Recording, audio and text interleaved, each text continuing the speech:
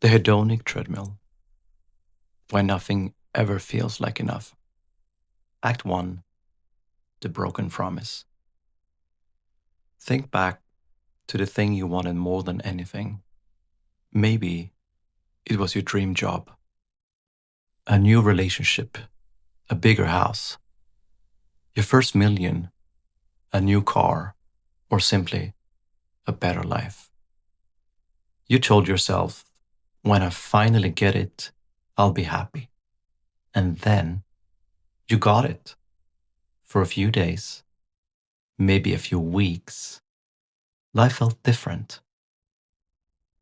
Everything seemed brighter. You smiled more. You felt like you'd finally made it.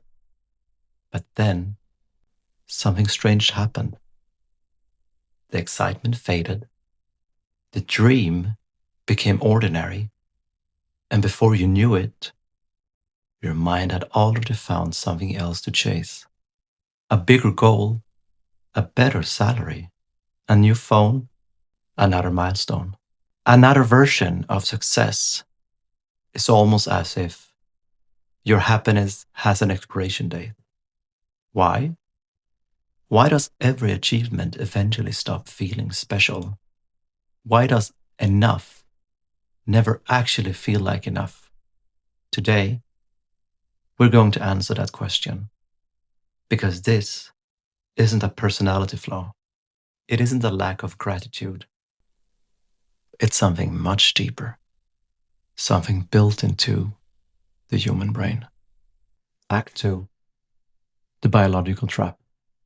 This isn't a personal flaw. It isn't because you're ungrateful, and it isn't because you're broken.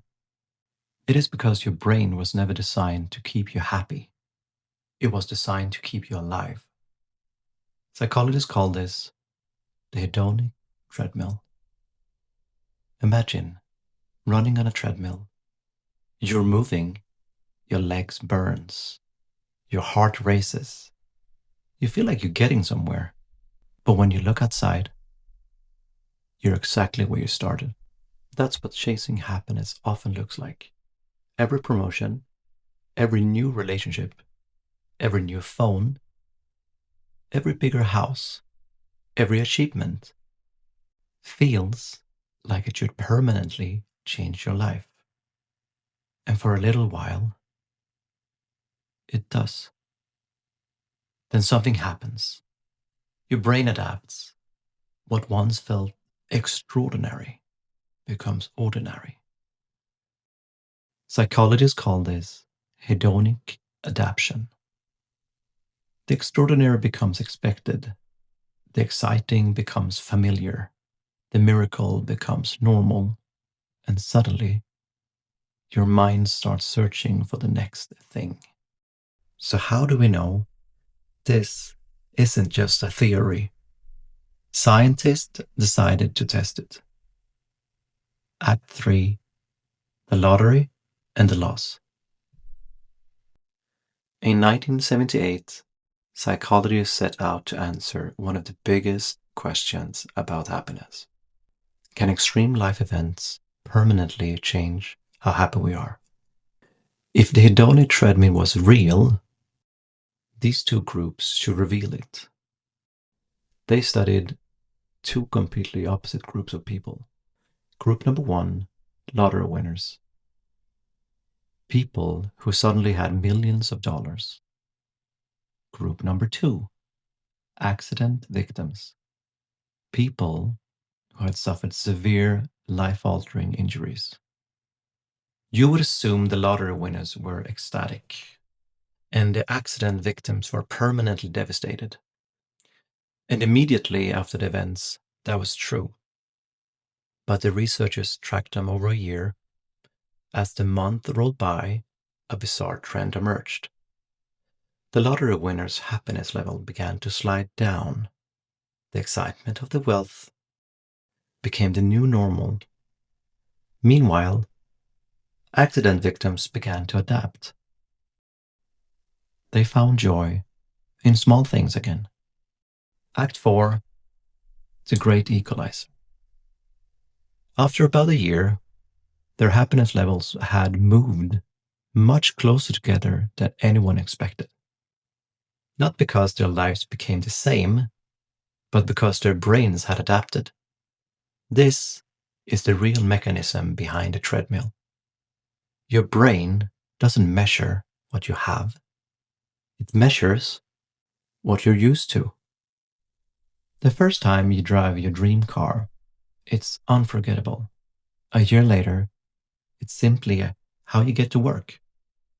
The first paycheck feels incredible. The 100th? Yeah, maybe not. Your circumstances changed, but your expectations change with them.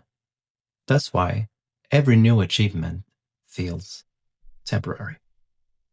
The finish line keeps moving, not because your goals are wrong or anything, but because your brain keeps redefining what normal means, which raises an even bigger question. Why would evolution build a brain like this? Act 5, the evolutionary reason. Because a permanent satisfaction would have been dangerous. Imagine you're living 30,000 years ago. After days of searching, you finally discover a bush covered in sweet berries. You eat until you're completely full.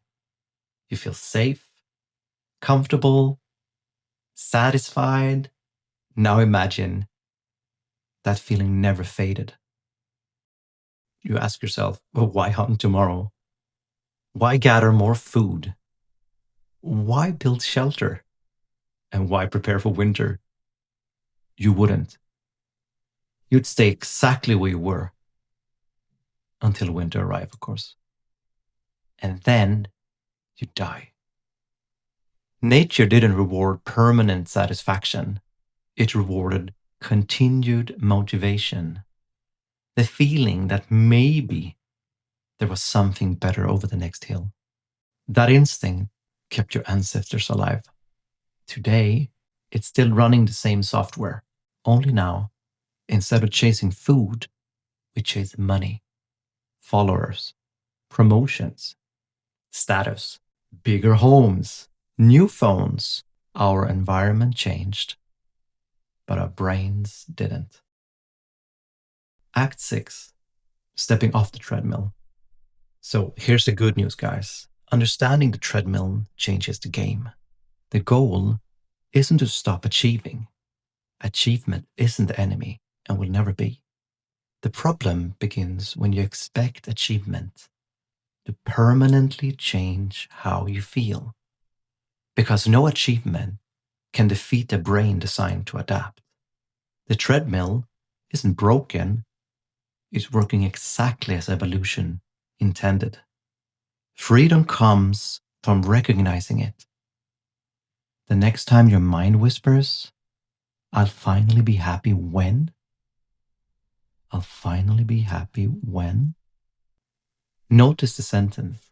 Ask yourself, is this another finish line that's going to move? Because happiness was never waiting at the end of the treadmill. The treadmill has no end, and it never did. The moment you realize that is the moment you finally step off. Thanks for watching, and I'll see you in the next version of reality.